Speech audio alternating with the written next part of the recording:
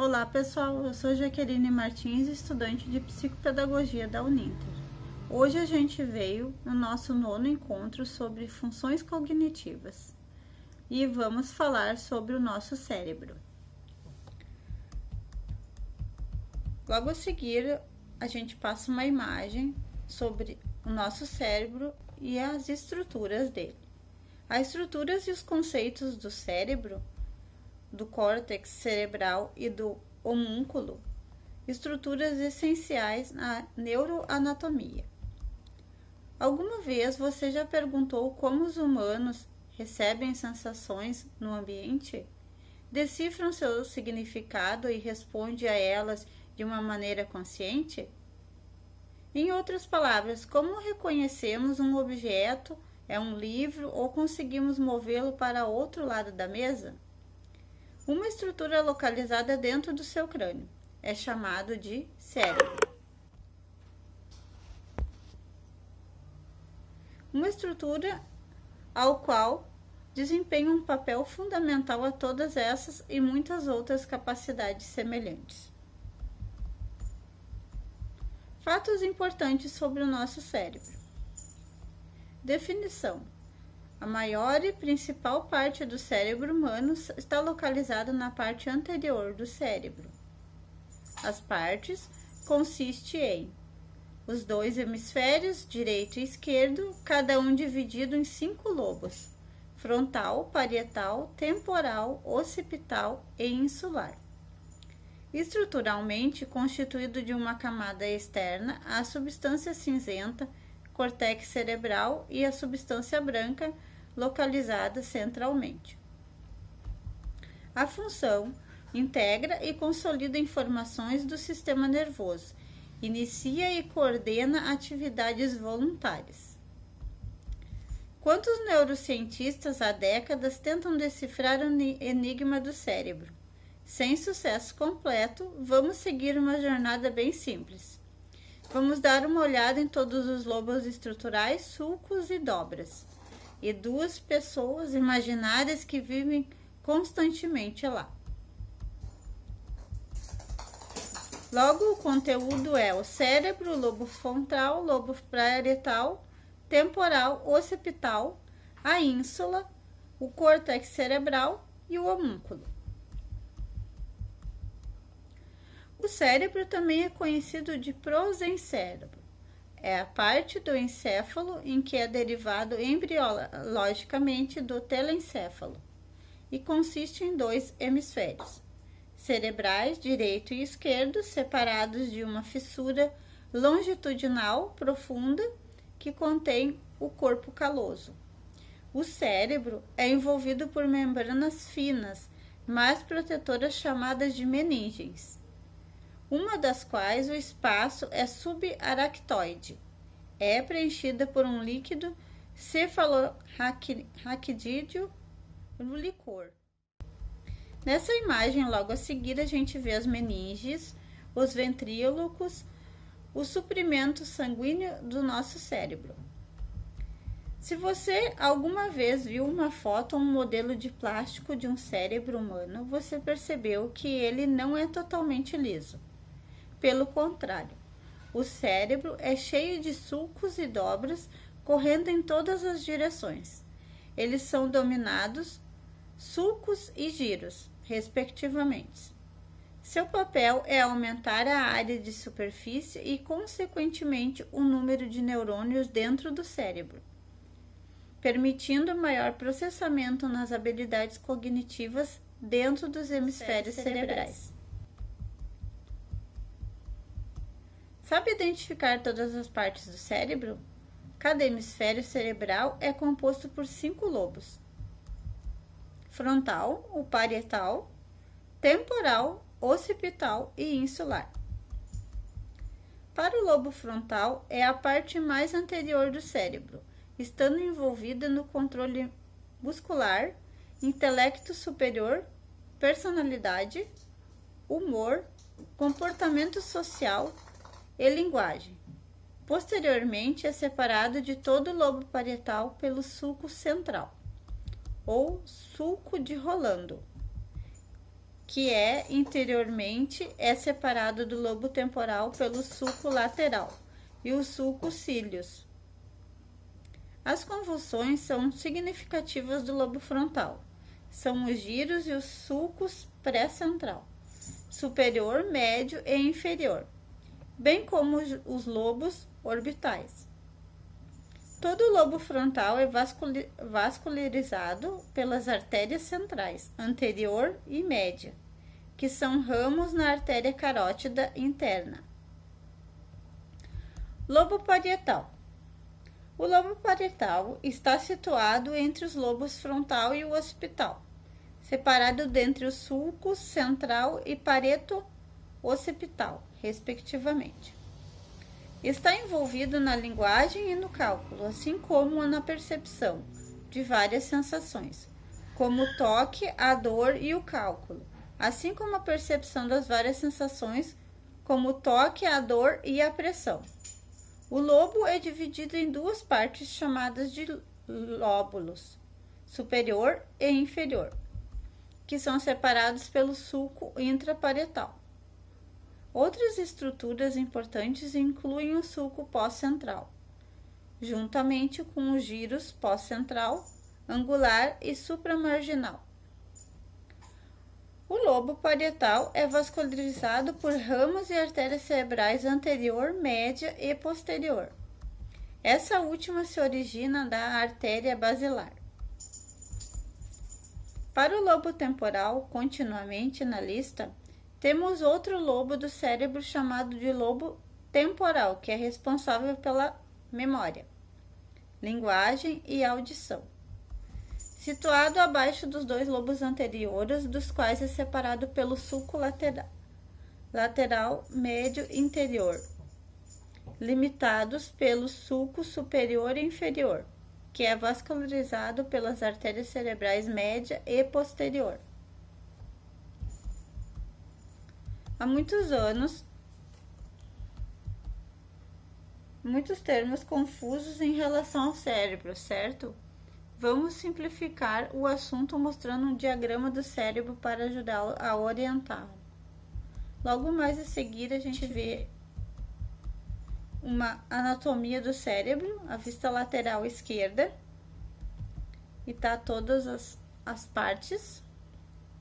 O lobo occipital, que é a porção mais posterior do cérebro, que está envolvido no processamento de estímulos visuais. Ele repousa no tentório do cerebelo, uma dobra de dura mater que separa o cerebelo. O lobo occipital é separado pelos lobos parietal e temporal e pelos sulcos pareto-occipital e calcarino, respectivamente. As características e marcos importantes adicionais incluem os giros occipitais superior e inferior, que são divididos pelo sulco occipital lateral, assim como cneus e os seus giros linguais. O suprimento vascular do lobo occipital é proveniente na artéria cerebral posterior, ínsula. Por último, mas não menos importante, temos a ínsula, que é o lobo insular, que está enterrado sobre os lobos frontal, parietal e temporal. Este lobo está envolvido no processo das várias sensações, pelo sabor visceral, a dor, a função vestibular. O sulco central da ínsula divide na sua superfície em giros curtos e longos. Este lobo é suprido por ramos da artéria cerebral média. Logo mais a seguir, a gente tem uma vista interior da anatomia do cérebro e a última estrutura anatômica evidente na visão saginal do cérebro é o lobo límbico, que está envolvido na modulação das funções viscerais, hormonais, autonômicas, assim como as emoções, no aprendizado e na memória. O lobo límbico é verdadeiramente equivocado, pois considerado uma região de cérebro e não um lobo propriamente dito. Localizado acima do corpo caloso, consiste em giro subcaloso, cingulado e para hipocampal, juntamente com a formação hipocampal, uma estrutura subcortical. Para aprender todas as informações acima, definitivamente não é fácil, mas estamos aqui para tornar o aprendizado mais fácil e agradável possível. Agora vamos falar sobre o cérebro e vamos dar uma olhada nesse córtex cerebral. Os dois termos são frequentemente usados de forma intercambial, mas são bem distintos. O cérebro, como um todo, consiste em dois tipos de tecidos, chamados de substância branca e substância cinzenta. A substância cinzenta é composta por corpos celulares neuronais de forma a camada superficial externa dos hemisférios cerebrais, e ela está envolvida no processo da cognição. Estritamente falando, apenas essa camada pode ser chamada de córtex cerebral. A substância branca, por outro lado, é composta por axônios mielinizados e a forma qual maior parte das estruturas mais profundas do cérebro. A sua função é conectar várias áreas do cérebro. Então, a imagem logo mais abaixo do córtex cerebral, que está dividido em suas estruturas menores através dos sulcos, histologicamente através da organização celular. Esta última resulta na forma de bases das áreas de Brodmann, sendo 52 no total. De fato, muitas dessas regiões são representadas pelos giros anteriormente mencionados e são importantes, e são as seguintes formas: o córtex cerebral e as áreas de Brodmann. Aí nós temos o lobo frontal, que é o córtex primário, córtex premotor, córtex motor suplementar, campo ocular frontal e o córtex pré-frontal. No lobo parietal nós temos o córtex somatosensorial, que é o primário, e o córtex da associação somatosensorial, áreas 5 e 7, e giros angular e supramarginal, áreas 39 e 40. No lobo temporal temos o córtex auditivo primário e o córtex auditivo secundário. E no lobo occipital nós temos o córtex visual primário e o córtex visual secundário. As áreas de Brodmann especiais são as áreas de Wernicke e as áreas de Broca. Como você pode ver, a função do córtex cerebral é bastante diversificada e complexa. Ele está curioso para saber quais as funções de cada região na área de Brodmann. Logo mais adiante, a gente vê a imagem das áreas de Brodmann e os testes conhecidos básicos da anatomia cerebral. De baixo, a anatomia básica e as funções do cérebro, que são 17 estruturas. Homúnculo. Vamos nos aprofundar um pouco mais nessas partes do cérebro, como você já sabe. O córtex somatosensorial primário, localizado no giro central do lobo parietal. Ele é responsável por recordar sensações quando suas meias estão muito apertadas, por exemplo, ou como se faz isso.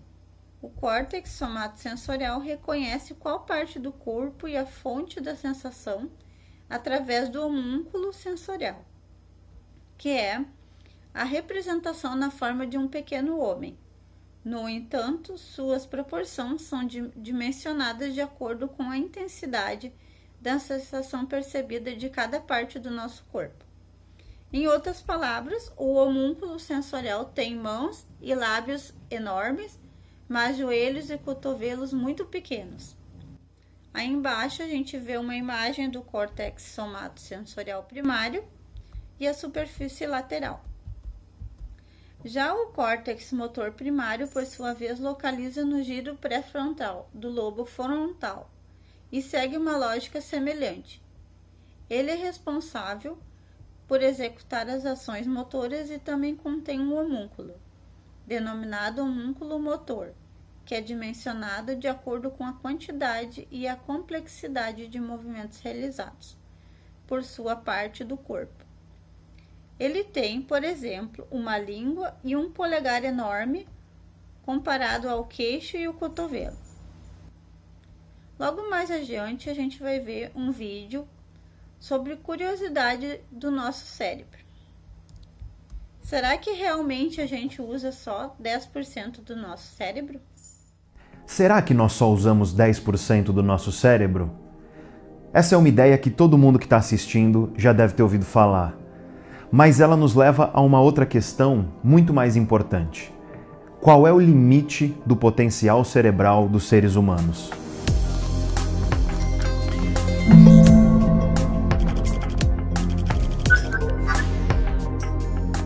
Essa é uma ideia amplamente divulgada e conhecida por quase todo mundo. A ideia de que nós só usamos 10% do nosso cérebro. Uma prova de que essa ideia ainda hoje está viva é um filme de 2014 chamado Lucy, estrelando a Scarlett Johansson e o Morgan Freeman.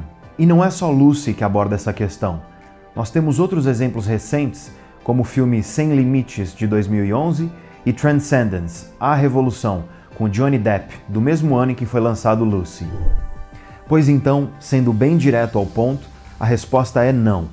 Nós não usamos somente 10% do nosso cérebro. Isso, na verdade, é um grande mito. Mas vamos entender por quê. E a primeira pergunta é: da onde veio essa ideia? Curiosamente, ninguém sabe ao certo. Alguns acreditam que a culpa é do grande psicólogo americano William James. No livro The Energies of Man, de 1907, ele disse que nós estamos utilizando apenas uma pequena parte de nossos possíveis recursos mentais e físicos. Alguns acreditam que a culpa, na verdade, foi do escritor americano Lowell Thomas. Ele escreveu o prefácio de um dos livros de autoajuda mais famosos que existem, chamado Como Fazer Amigos e Influenciar Pessoas, do Dale Carnegie. Nesse prefácio, o Thomas diz que o psicólogo William James afirmava explicitamente o número 10%, o que é uma mentira. William James nunca disse isso. Mas esse livro de autoajuda foi publicado em 1937 e antes disso, em 1929, numa propaganda da enciclopédia chamada Almanaque do Mundo, já afirmavam que não há limite para o que o cérebro humano é capaz de realizar. Cientistas e psicólogos afirmam que nós usamos apenas cerca de 10% do nosso poder cerebral. Então, esse número é antigo e ninguém sabe ao certo de onde ele veio. Mas acontece que muitos autores, muitos escritores, especialmente dos livros de autoajuda, costumam usar ainda hoje esse número como se ele fosse uma verdade científica. É bastante frequente você ouvir falar por aí, ou mesmo em palestras e livros, que nós só usamos 10% do nosso cérebro. Esse número pegou. Muita gente de fato parece acreditar nele. Uma pesquisa no Reino Unido mostrou que 48% das pessoas acreditam nesse mito. A mesma pesquisa mostrou que na Holanda, 46% das pessoas acreditam. Um outro estudo, nos Estados Unidos, mostrou que 65% das pessoas acreditam que nós só usamos 10% do cérebro. E é bem provável que muita gente que está assistindo esse vídeo agora também acredite. Mas eu repito, isso está errado. Não existe qualquer evidência científica de que nós só usamos 10% do nosso cérebro, de que nós só usamos 10% do nosso potencial de funcionamento cerebral ou que nós só usamos 10% das nossas capacidades mentais. Não importa como você constrói essa frase, não há qualquer evidência científica de que nós só usamos 10% de seja lá o que for. Vamos começar pelo cérebro, por essa ideia de que nós só usamos 10% do cérebro. Se nós só usamos 10% do cérebro, isso significa que 90% do cérebro não estão sendo utilizados. E você tem que concordar comigo que se 90% do cérebro não estão sendo utilizados, isso significa que muitas lesões cerebrais não causariam problema nenhum. Afinal de contas, elas estariam atingindo justamente regiões cerebrais que não estão sendo utilizadas. E definitivamente não é isso que acontece. Qualquer um que já visitou a ala de neurologia de um hospital sabe que lesões cerebrais sempre trazem sequelas. Sequelas, aliás, que muitas vezes são extremamente prejudiciais para o indivíduo.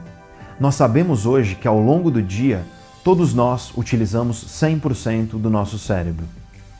Pode ser então que a questão seja a capacidade de processamento cerebral. Pode ser que o nosso cérebro esteja utilizando apenas 10% da sua capacidade de processamento de informações.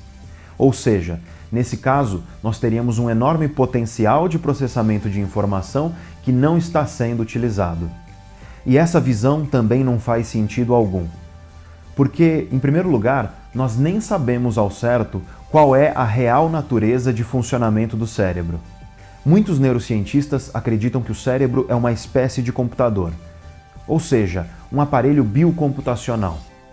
Obviamente, um aparelho muito diferente desse que você está usando agora para assistir a esse vídeo, mas ainda assim, na sua essência, um computador. Em outras palavras, uma máquina que recebe, processa, produz e envia informação. Alguns pesquisadores acreditam que é possível simular a computação cerebral em computadores digitais. Obviamente supercomputadores, mas ainda assim computadores que processam informação de maneira digital, semelhante aos computadores que nós utilizamos no dia a dia. Não é à toa que existem hoje projetos milionários, tanto nos Estados Unidos quanto na Europa, tentando fazer justamente isso. Construir computadores que sejam capazes de simular perfeitamente a atividade cerebral humana. Se isso um dia for possível, algumas questões elas obviamente vêm à nossa cabeça. A primeira delas é: será que esse computador que simula o cérebro terá consciência? Será que ele terá autoconsciência? Será que ele terá livre-arbítrio?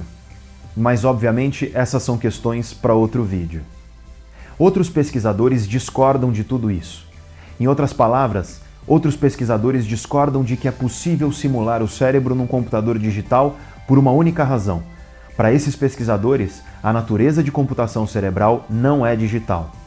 O neurocientista brasileiro Miguel Nicoleles, por exemplo, que é professor da Universidade de Duke, nos Estados Unidos, defende a ideia de que o cérebro é um computador analógico digital e que, justamente por isso, tentativas de simular o cérebro em máquinas digitais não terão sucesso. Se você se interessar por isso, eu recomendo fortemente um livro do Miguel Nicoleles chamado O Cérebro Relativístico. Outros neurocientistas ainda defendem que o cérebro não é um computador, ou seja, que ele não é uma máquina de processamento de dados. E por que eu estou dizendo tudo isso? É para você entender que hoje não existe consenso científico a respeito de qual é a real natureza de funcionamento do cérebro. Então é óbvio que a ideia de que nós só usamos 10% do nosso processamento cerebral é uma ideia estapafúrdia. Afinal de contas, nós sequer entendemos perfeitamente qual é a natureza das operações cerebrais, especialmente para as questões que são mais complexas, como por exemplo a inteligência. E para derrubar de vez essa ideia, vamos falar de energia. Vamos supor que o nosso cérebro está utilizando somente 10% da energia que ele é capaz de utilizar para o seu funcionamento. E isso também não é verdade. Aliás, o consumo de energia do cérebro é diferente de qualquer outra estrutura do corpo. Em primeiro lugar, porque o cérebro consome, ou seja, metaboliza, grandes quantidades de energia. Apesar de compor cerca de 3% do peso da massa do nosso corpo, o cérebro consome 20% da nossa energia. Só aí você já percebe que a ideia de que o cérebro consome 10% do seu potencial energético é absurda. Afinal, se isso tudo que ele já consome fosse somente 10% do que ele pode consumir, então nós teríamos que ingerir quantidades dinossáuricas de calorias para fazer com que o cérebro atinja seu potencial pleno. Quantidades, aliás, fisiologicamente impossíveis, quantidades prejudiciais à saúde. E a grande questão aqui é que o cérebro já opera em uma elevada taxa de funcionamento, mesmo quando ele não está realizando atividades que são psicologicamente intensas, como, por exemplo, prestar atenção a uma aula ou aprender física quântica. Mesmo quando o cérebro está relaxado, por exemplo, ele está consumindo uma elevada quantidade de energia. Vamos pensar em um músculo. Quando você está correndo em alta velocidade, seu músculo consome 100 vezes mais energia do que se ele estivesse em repouso. Agora pensa no cérebro. Pensa no cérebro jogando xadrez, em alta concentração. Será que ele consome muito mais energia do que se ele estivesse, por exemplo, relaxando, viajando sem prestar atenção em nada? A resposta é não. Estudos sugerem que um cérebro em profunda concentração consome aproximadamente 1% a mais de energia do que um cérebro acordado, só que em repouso.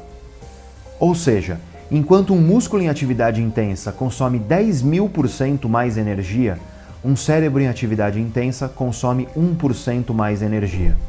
Por quê? Porque grande parte daquilo que o cérebro faz ocorre abaixo da linha da consciência, ou seja, ocorre de forma inconsciente. Em breve, nós faremos um vídeo sobre essa questão do cérebro inconsciente, explicando as diversas facetas dessa dimensão gigantesca inconsciente que está por trás de tudo aquilo que nós fazemos.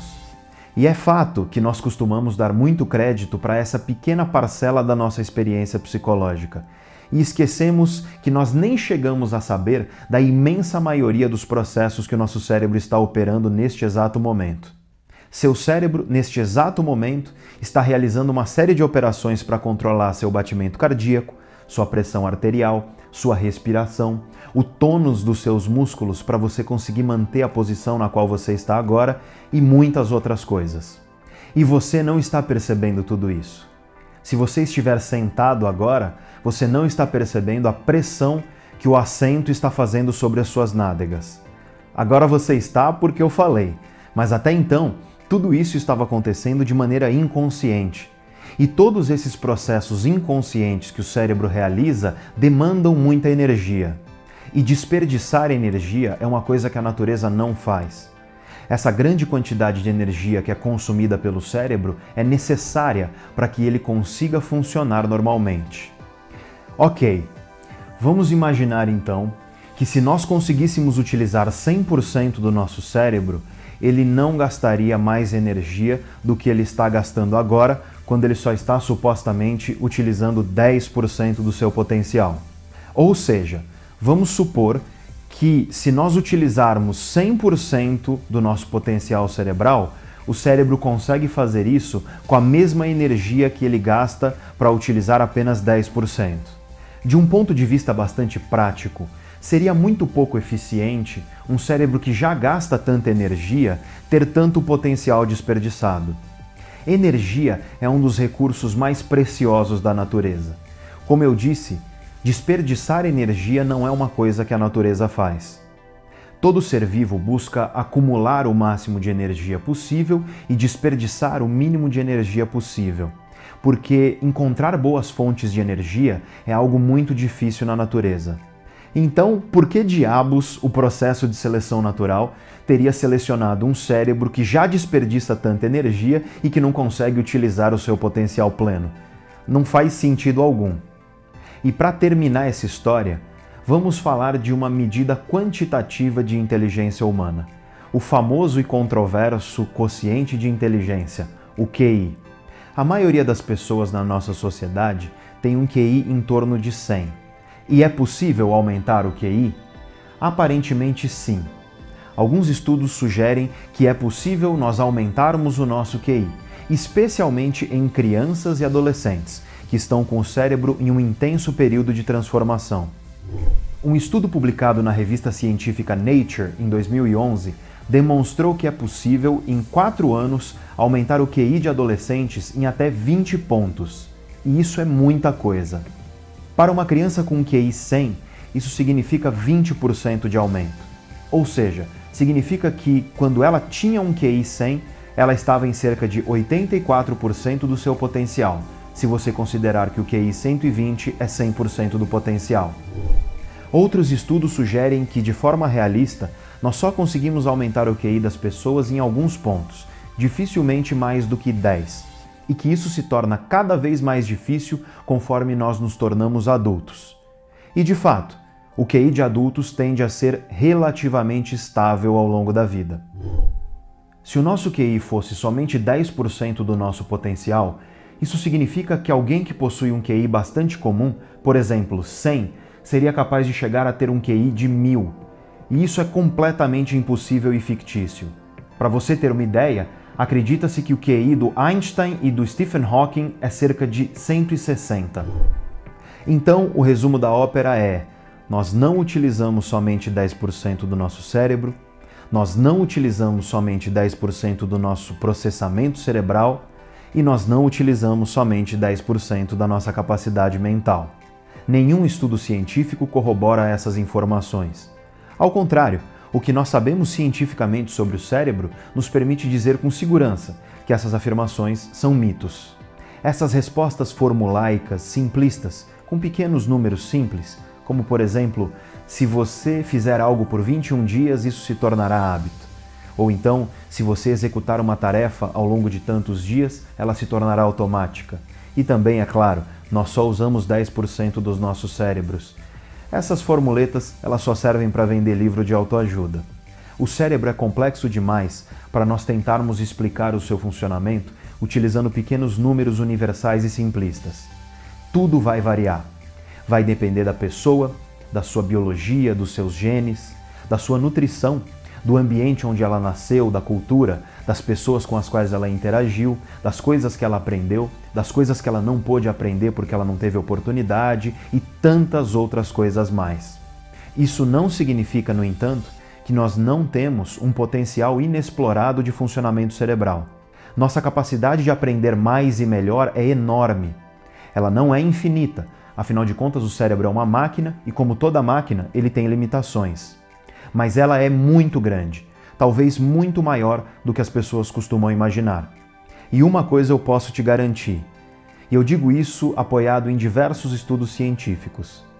Se você deseja melhorar a tua capacidade de aprender, se você deseja aprimorar tuas competências e habilidades, sejam elas quais forem, pratique. Utilize o seu cérebro. Busque aprender coisas novas. Busque construir caminhos inovadores para coisas que você já está acostumado a fazer e também a construir estradas novas para coisas que você nunca fez. Busque fazer isso porque, se existe uma verdade sobre a inteligência humana, é que quanto mais a gente já aprendeu, mais a gente consegue aprender mais ainda. Então, o que vocês acharam do vídeo? Com esse vídeo a gente termina a nossa aula de hoje. Muito obrigada!